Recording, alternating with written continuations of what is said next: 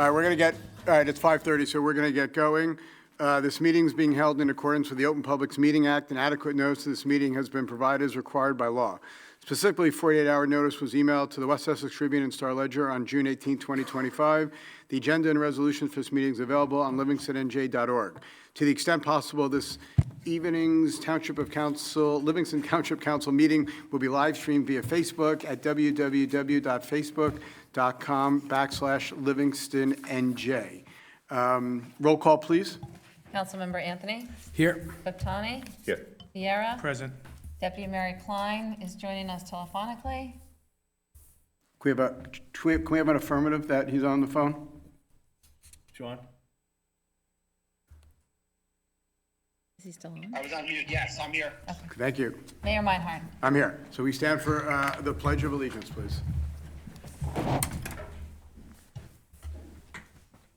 pledge allegiance to the flag of the United States of America and to the republic for which it stands, one nation, under God, indivisible, with liberty and justice for all. All right, may I have a motion to open the meeting for public comment on agenda items only? I'll make them second. All those in favor? Aye. Okay, the meeting is now open for any comments on agenda items only. Motion to close? I'll second. All those in favor? Aye. Opposed?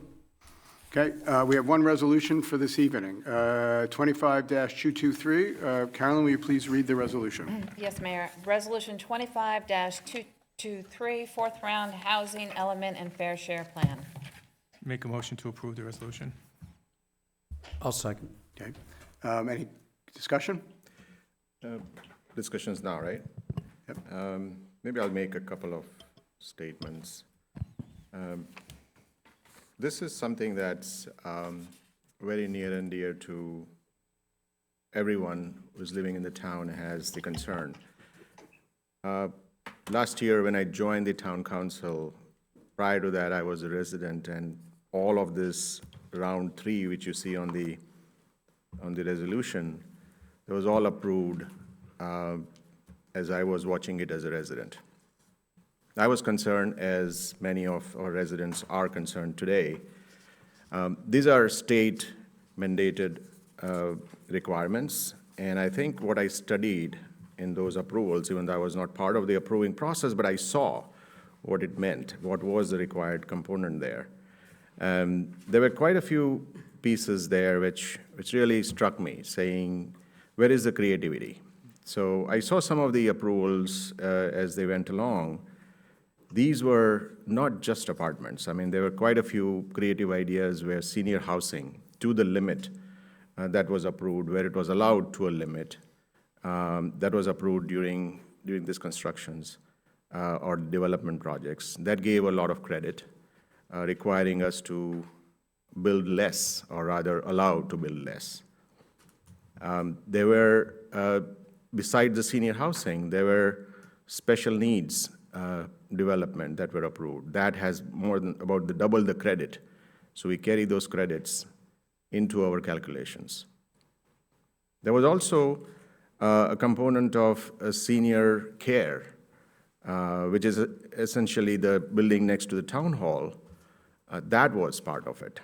And that had something to do with no kids, of course. So no additional burden to the township, schools, I mean.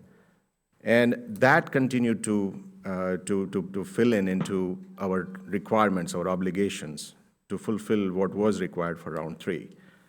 And as I got into the township council, I saw that there is a constant communication going on with the school, Board of Education, where this council, and with the help of our town manager, a continuous roadmap of new development has been given to the Board of Education, and they have a long-term facilities committee that plans for long-term requirements of what the facilities are required. Essentially saying to us that what are the needs of schools? I hear that, you hear that there are kids sometimes sit on the floor and eat lunch. Yes, I mean, there are situations, even though my kids are not as young, I do hear that. And our friends and neighbors around us, they do talk about it. Those are the issues definitely need to be addressed by our schools, but we also support schools. So for example, we're about to give Monmouth Court, which is our school, which is going to be a new school, from the township perspective to allow the Board of Education to build additional facility. Hopefully that'll reduce the stress as it gets managed into the school board's planning. But also generally, there are numbers, if you see, and I'm a numbers person, I mean, I see the numbers being consistently about the same or slightly above when you look at the history in Livingston schools as well as in our number of residents. Yes, this will increase more, the third round approvals, and the buildings you see gonna go up or are already going up. But that's where the mandate comes in. It's unfair, and I think the unfair part of it is that there was hardly any tooth or the weapon given to township municipalities to really challenge the builders' remedy lawsuits. And as such, there were no clauses for even sustainable growth in our townships, which I think is changing in round 4 a little bit. And for that reason, what we need to do here, and council, please correct me if I'm wrong, but this is the requirement for approving this resolution on June 30th, that is today, so that we have an upper hand on any future legal recourse of anything like that is being taken by any builders or any builders' remedy lawsuits to come in future. Essentially, if you are talking about numbers, the numbers that are required for us to build in this round 4 after the credits is about 95, which is where the message comes in here, is that how this council in last few months and to the help of great arguments done by our council. Jared, thank you for making all the efforts there, and the council and Mayor Meinhardt and everybody else on the council. A lot of negotiations happened, a lot of credit work that happened. All of these plans were really discussed, reviewed, and unanimously approved in the planning board only last week. It was a good debate, and it was a conversation that the planning board members went through with the planner that we hired from the township. So it's all open, and that's what I wanted to bring it up here, and just put it out that this is something that is being thoroughly discussed, round 4, which is for future, and all the deliberations have happened. Pretty much those are my comments. I don't know if Jared, if you want to talk about why this June 30th, if you can comment on that, please. Sure. So there's a mandate by the statute that our fair share housing element needs to be adopted and endorsed by this committee prior to June 30th. If we participate in the program, which this endorsement will have us fully participating, we'll then be immune from builders' remedies lawsuits, and we'll have 4th round immunity. However, I will say that July and August, any developer or any objector like Fair Share Housing does have the right to object to our plan for July and August during that 60-day period starting tomorrow. Then starting in September, any objections that may or may not be raised will be dealt with in the court. It's a pseudo-court proceeding, first through mediation, and then if not, a retired judge who's been appointed by the state will decide any unresolved disputes. We vetted all the projects thoroughly. This council worked really hard. Mr. Lewis worked hard. Our township planner did an amazing job in really determining the needs of the township. This township is committed to providing its fair share, which we believe that this plan does. And just for simplification, what's before this council tonight is an endorsement. The state legislature left it up to the planning board to adopt the element. A lot of work was done, but it was ultimately up to the planning board. Tonight, it's called an endorsement, but it's an acknowledgement of this council of its obligation and what the planning board passed. Any legislation associated with this, which will mostly be zoning ordinances, they need to be implemented by March of 2026, which would follow when all the objections, if any, will be resolved. But we, like I said, we considered, and it's in our plan, we considered all the projects that were brought to us. It was through deliberation, and we believe that this is not only the best for the township, but the best way to accomplish our affordable housing requirements that were put forth by the state legislature for this fourth round. Thank you, Council. Thank you. So I just want to I'm just going to go back for 30 seconds. The reason why we're here tonight is a result of our third round. So it should be known to the public that the reason why we're here to begin with is nothing that this town nor any of the other surrounding towns wanted to happen. When you drive around the local areas and you look at towns like Roseland and East Hanover and you see what's going on, none of the town council people in those towns wanted this as well. This is something that Trenton came to us as part of the Mount Laurel project and said this is what we have to do.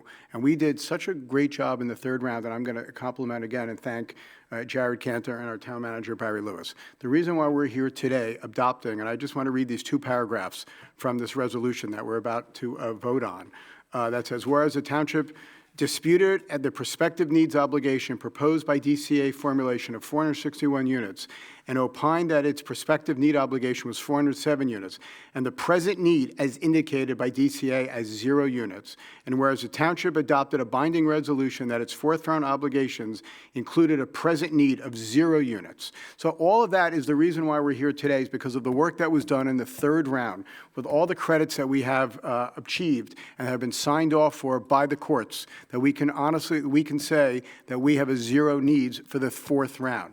I am extremely proud, as I said a few weeks ago at the town council meeting, of the work that this council has done. All 5 of us have spent hours and hours and hours at meetings. And prior to that, we spent hours, especially Councilman Anthony and I, we spent a few hours with many of these developers and meeting with them and getting to them and understanding, trying to understand what we were looking for when it came to the amount of bedrooms and the size of the bedrooms and everything that we worked on, and the 55 and over, and how we could maximize on the 55 and over community, like Councilman Butani had just mentioned as well.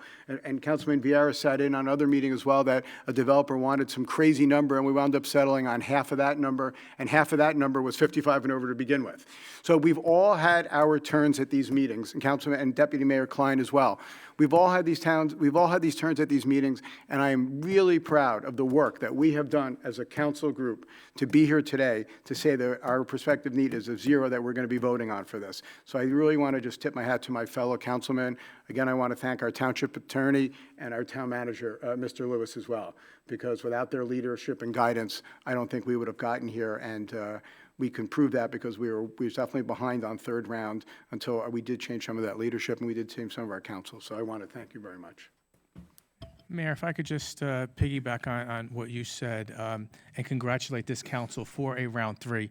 We're in this position again because of round 3, but round 3 we were also in the position because a town manager prior to our existing town manager, our current town manager, there's 10 years to do this, and nothing was done until like the last 4 years, and we had to throw everything and do everything in the last 4 years. That's why it was pretty much like a sticker shock to a lot of the communities.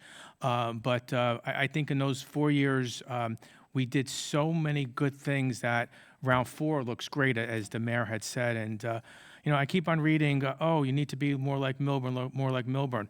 I'm glad we're not Milburn. Milburn's in trouble right now. So I just want to say thank you to the rest of the council, because we are in great shape for round 4. Barry, you seem like you have your finger up. I just wanted to add on and put a little context, I think, for anybody who's viewing and the people in the audience, of how far we've come and what a I don't know if people fully appreciate. I know I sit on the planning board. At the planning board meeting, our planners, who have done this in a number of towns, literally said this was the easiest plan for them to put together because of all the great work we did in the third round. And bottom line is the state came out with a fourth round. They came up with a number. We can all debate whether numbers that include assessed values and income levels have any bearing on it, but it is what it is, and we had to deal with the statute. We challenged that first number. We're more successful than most towns. I think we got a bigger compromise on the building association, almost double the percentage than they were sort of giving to other people, even though it seemed to be kind of a rigged process. Got that number down to 430. The law then allowed us to do what's called a vacant land adjustment, which a lot of credit goes to our planners' topology. They painstakingly went through all the maps, found all the mistakes that the state went where they were counting wetlands and saying you could build there, and counting Green Acres properties and saying you could build there, reduced our, what's called our realistic development potential down to 13 units. And then what the law provides above that is whatever's left is you have to provide a realistic redevelopment opportunity for 25% of that number. And as a result of all the great work, certainly starting with the mayor and council and our planners and Mr. Cantor, we amassed enough excess credits from the third round, in addition to projects that we did not have to include in the third round, but of which the public is already aware, so that we not only met our RDP of 13, met our 25%, we still have extra credits on top of that available. So we think we're very well positioned when almost, and I hate to say it, but almost inevitably some objections come, because they always do, that we are well positioned to say not only have we met our 25%, we have more extra credits above that. In addition, we're exploring other mechanisms relating to sewer and water capacity and infrastructure needs that I think will only strengthen our arguments. But from the public's perspective, the good news, if there is any good news out of this whole unfortunate situation, is we're in this position now with all the projects that people already know about, meaning there's no more new projects that you're going to hear about or on the horizon.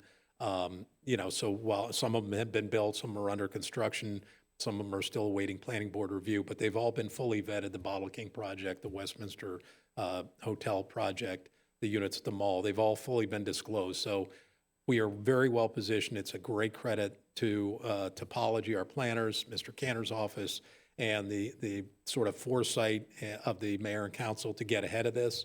And again, I can't say enough about how comfortable I feel in our position and the fact that what you've seen, that's all that's coming. So thank you. Yeah, just one more comment. I didn't get a chance. I forgot to mention, with a big thank you to Topology, our planners. They've done a great work. That's also one of the reasons that we're here today, because of all the hard work that they've done. So I just want to thank them publicly as well. Roll call or? Okay. All right. Actually, someone has to, we've called the question already, Yeah, so we've had it's been discussion. moved and seconded, Mayor. Okay, we've had a second, so we'll have the roll, please. Councilmember Anthony. Yes. Laptani. Yes. Viera. Yes. Deputy Mayor Klein. Yes. Mayor Meinhardt. Yes. Thank you very much. Can I have a motion to open up for public comment? Motion. All those in favor? Aye. Okay, the meeting is now open for, thank you. The meeting is now open for public comment on any subject you'd like to talk about.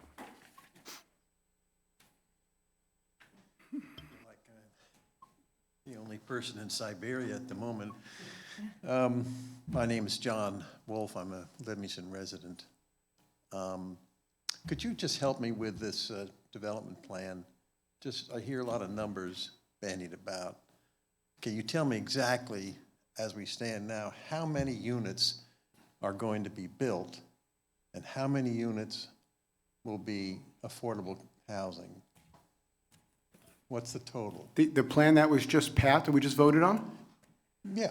Okay, well, the plan that was just voted on was a zero. Zero what? Zero apartments to be built. If you heard the township manager, he just explained that the reason that we're, Well, I understand that. So I But assume you're see all referring this- to the projects all that of- are either already under construction, ones we already approved. I'll confess, I don't have a full total number, but I'm happy to put that together, and if you leave I me mean, I hear contact information. 430. What's that? So the state came out with a formula that included, again, income levels of towns, assessed value increases in towns, which, again, we can argue whether that should have been a factor or not. And they came up with numbers that they assigned part of your regional need to each town. Our original number was 460-something. We argued we got it down to 430. That's what the state is telling us. Their we have to math build. says that our share of the future anticipated affordable housing units should be 430 units of affordable.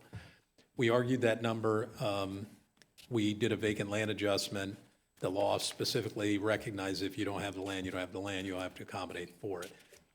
So any of the numbers that are currently on the table, as I said, have already been addressed in projects that have been at least publicly vetted. Most of them have already had ordinances or Does that zoning. include all of the ones that are going up now? That includes everything that's going up now, and to a certain degree, and I don't want to say it, but the fourth round to us turned into kind of a big nothing burger because we'd already done so well that we already had all units in place. Okay. And so the good news is there's no more projects that we anticipate having to do. But in terms of the total number that have already been approved, I could go quickly through my head and know what they are. For the most part, whatever that total number is, 20% of them are affordable. With one exception, I think Bottle King was 15% affordable. But it's unfortunate, it's a significant number of units. It's going to have an impact on the community, as the mayor alluded to. We were certainly cognizant of the potential impact on the school system. So you're limited to a certain percentage that can be age restricted. We maxed out that number in both third and fourth round. So got as many 55 and over as we could, which would have no impact on the school. On virtually every project we did, we were holding them to 1 and 2 bedroom units, with the exception of the law requires the affordable to have 20% of the affordable units have to be 3 bedroom. We couldn't change that, but those are literally probably the only 3 bedrooms we've allowed. So we've done everything I think we could in our power to mitigate and limit the impact on the schools, to maximize the 55 and over. And, so ultimately, I don't want to hesitate to guess, but if you leave me your information, I'm happy to kind of tally up the total. That's okay, it's, Yeah, it's, okay. okay, so time's up. That's But okay. if I sit down, can I get back up? Because I got a couple more questions that are unrelated to the development. I leave that to the mayor. We'll give I you used up 2. a fair amount of Yeah, your so time we'll give you talking. 2 more minutes. I used some of your time talking, so. I'm thinking about the development at the corner of Northfield and South Livingston. They finished, it looks like they finished all the construction there. And I guess they're renting space and looking for retail. But I'm just curious about the traffic. I can't imagine anybody being able to come out of there and make anything, left turns without a traffic light. Are there any plans for a traffic light there to come out on the Northfield side or even on the South Livingston side? How are people going to get in and out of that area? I don't think there'll be a traffic light because it's very close to the one that's currently on the corner. But all that traffic studies were vetted at the planning board before anything was given permission to be built, just like every other complex that we vote on. After it leaves this council, it goes to the planning board, where traffic studies are one of the requirements of the planning board. So that was studied at the planning board, and there was no traffic light, I guess, recommended. Yeah, and the good news is it's only 26 units, so in the scheme of things, it's not that many trips, and they certainly look at peak hours and when people are coming and going. In that there's access on Northfield, there's also access on South Livingston. Yeah. So if you want to go north on South Livingston, you're fine. Even if you want to go south on Livingston, you can go right onto Northfield and then make the left, and you can go right on Northfield. So it's really only that left turn movement to go east on Northfield that'll be a little tricky. Like trying to make a left turn out of ShopRite, it's the same thing. Aside from that, I'm curious about, you make the traffic studies in advance of whatever the development plan is. Well, what result can you show that you've come back after the fact and said the traffic study was not valid in terms of what we have planned it to be and exactly what it turned out to be? Do we do pre-post on any of this stuff? Well, listen, I mean, do we formally do them? No. Do you anecdotally kind of know, like, wow, this is worse than we thought it was going to be? I guess. But at the end of the day, when you're doing the planning and before the project's actually built, the best you can do is use experts and statistics and whatever they do. They're not infallible. At the end of the day, though, once the project's already built, there's limits. We can't now you have to close half the apartments. That's not legally an option. Certainly there are ways to explore. Can you do some traffic mitigation, any improvements after the fact, work with the owner? But it's a challenge that sometimes the best laid plans don't always. We'll see. Thank you, guys. Sure. So Barry, just to help summarize the answer you gave to the previous question, all the construction, I think that was the question what you see around, that's all round 3. And round 3 gave us a lot of surplus, which resulted in today's resolution with 0 need. So that's how far ahead, which was what you heard in the earlier comments, just to help make it straight up and 2-liner succinct. Any other questions? Yeah, we definitely didn't ask for it, like I said. Any other questions? Do you want me to come up? Yes. Name and the town you live in, please. Jennifer Kessler, Livingston, New Jersey. So I think a lot of third round, from what I recall, a lot of the development was happening almost as the township respectfully using it as a shield against potential builders' remedy lawsuits. Knowing that it appears that we have zero impact in the fourth round, do you think that means on a township level, you feel we've reached saturation, that if a new developer were to come in and say, we want to build on Passaic Avenue, I'm choosing a random location in town, Passaic Avenue, a different location, that the planning board, the township would say, no, we're done? I guess I'm just trying to understand the impact of fourth yeah, I round. mean, I think we would evaluate each project Okay. as it comes in, to be honest Yeah. with you. I mean, I don't think All we right. would make that firm statement here, but I do think this council recognizes how much development has been done. Okay. I think part of the third round was they were all forced upon this Mm-hmm. council. They weren't chosen. I think the fourth round, they were able to kind of take control, which is what we wanted to do. And I think having that control will allow them to make informed decisions if additional projects came up. So I don't think they can make a commitment today Okay. to that. I don't want to speak for them, but that doesn't mean But that they're it's looking like there is a for- recognition that, They yeah, understand that there's been a lot of development. Okay, over the I last- think, I hope for people, obviously, there aren't so many people in the audience, but hopefully there are people watching at home and commenting possibly offline. That might be something really positive for the community to hear, that that there's a recognition on the township level and possibly the planning level that we are at some level of capacity with, I'm not putting words in your mouth, just paraphrasing, kind of what, like reading between the lines, yes, we are. We're full. As indicated earlier, we believe that we have met our obligation under the statute with the 25% opportunity. And because, listen, the state, you do the vacant land adjustment, which Right. means there's no more vacant land. And I don't think the state expects any town to just tear down or provide to tear down 100% of their remaining, just like every commercial use to fit in housing. They Right. require 25%. We more than met the 25%. So I think certainly our intention is, unless ordered or forced to do so, not to, we Right. think we've done what we Here had to in the do. audience, hearing the Yeah. number 0 is a Sure. really nice number to hear, so that's. That's what I had said earlier. and, Yep. I'm happy to talk about that. That's why I said that. That's- We're very proud of the work that we've done to get to that resolution where I read those two paragraphs Perfect. that said the number 0, because, and I'm certainly agree with you, that I hope everyone who's watching on Facebook and the comments that we read, the same comments that you read as well, understand the work that this council has done to get to a day like today. And that's why I'm very proud of the work, like I said, this council has done to be able to vote 0 for today. Perfect, thank you. Thank you. Any other comments?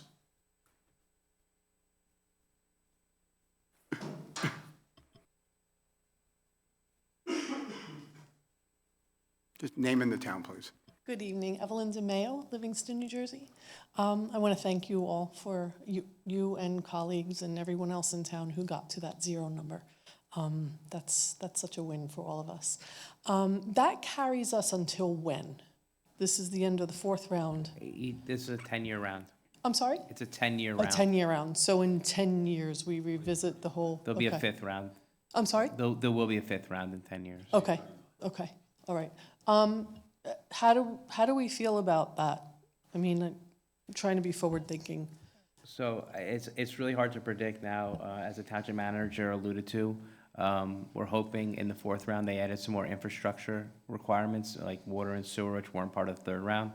And hopefully, I really think, I don't want to speak for the governing body, but it's really relying on the public to reach out to your legislatures and let them know that if they do have another round, they need to include things like fire, police, schools, streets. And they need to really actually include that into the fifth round in addition to affordable housing. And I think, this is just me speaking, but, I do this in 5 towns, that we're going to see what happens when everything gets built and if it all gets rented, and if there's really, if the developers are going to push as hard in the fifth round as they did in the third round and they are in the fourth round, if there's really still that market need for all those market rate units.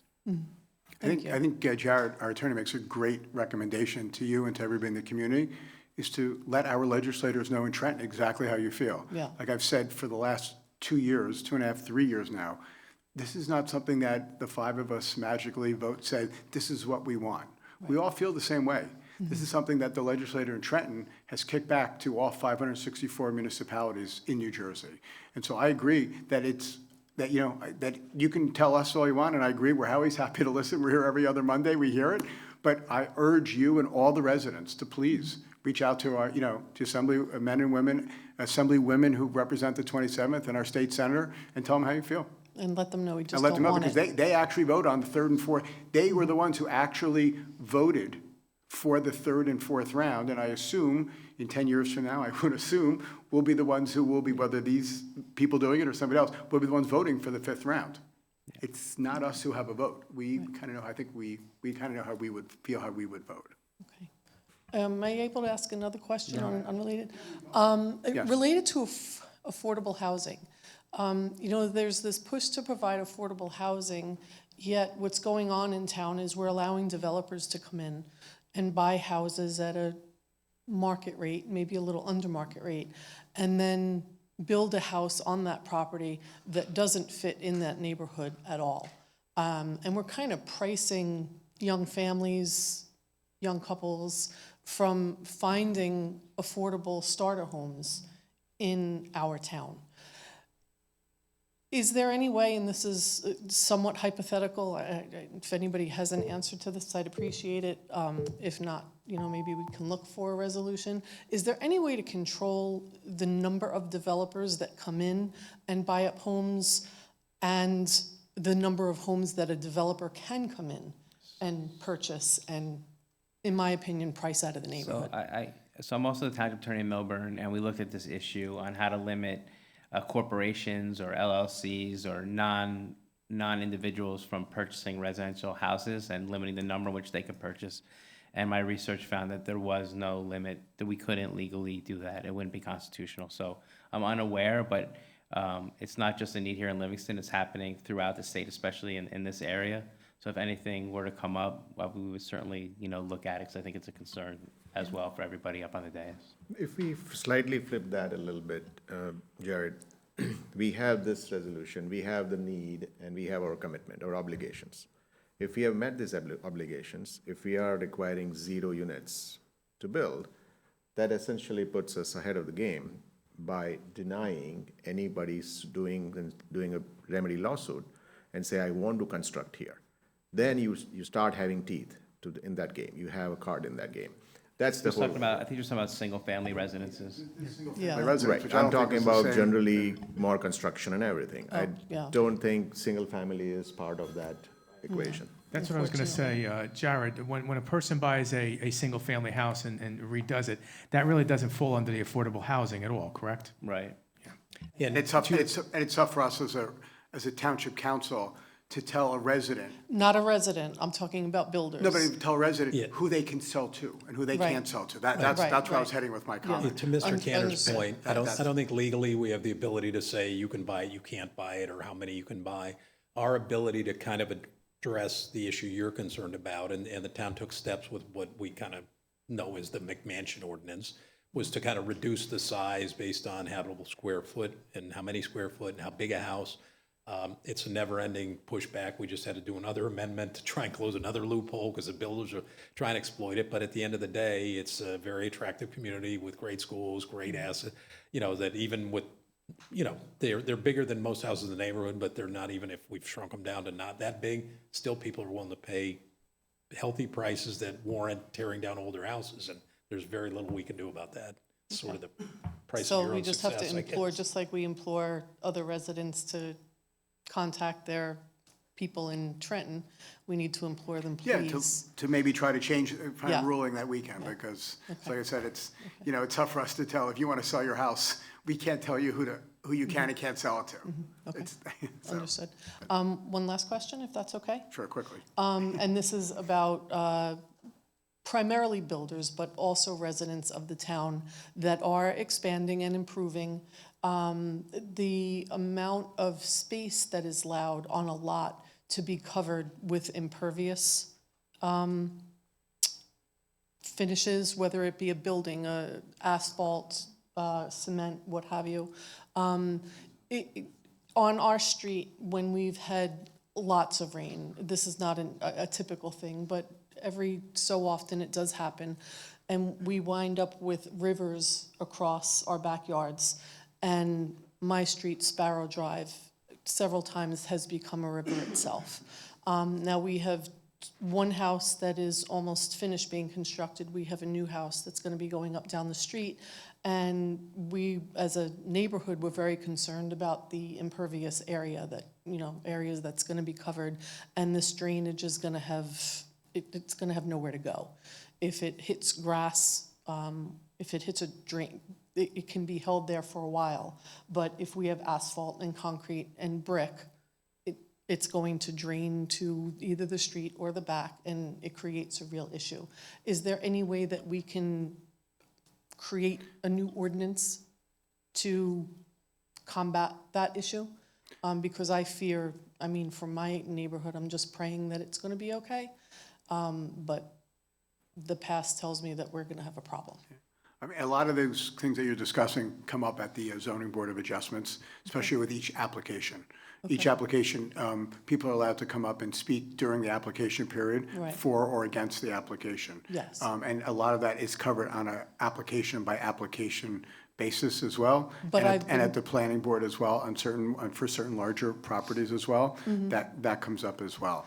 I've been told in Livingston that there is no ordinance, there's nothing that governs how much of each lot can be No, covered. I don't know who told you, but I'm happy to share it with you. I certainly Absolutely. invite you to go on our code. We do have impervious coverage limitations, floor area limitations on any lot based on the zoning, and they're usually as a percentage of the lot size.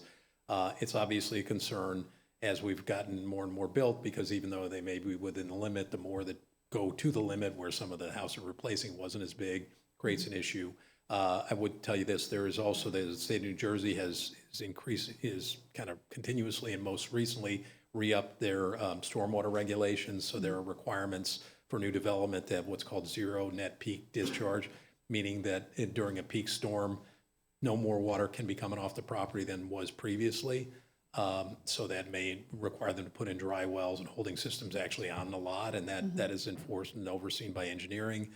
We're having to now go back and look at our own stormwater collection system because it's being surcharged, and there's certainly neighborhoods where all of a sudden water's coming out of the drain instead of going in the drain. Yes. So we are taking a very good look at that. We're funding a lot of money to study it, to improve the size of those pipes so they can take more water away more quickly. So we're 100% understand where you're coming from, but believe me, we're not ignoring it. Okay. Okay, All right, thanks. thank you. Thank you very much. Thank you. Any other questions for open public comments? Seeing none? Motion to close? Second. All in favor? Aye. Motion to adjourn? Motion. Second? All in favor? Yes. Meeting's adjourned. Thank you, Sean.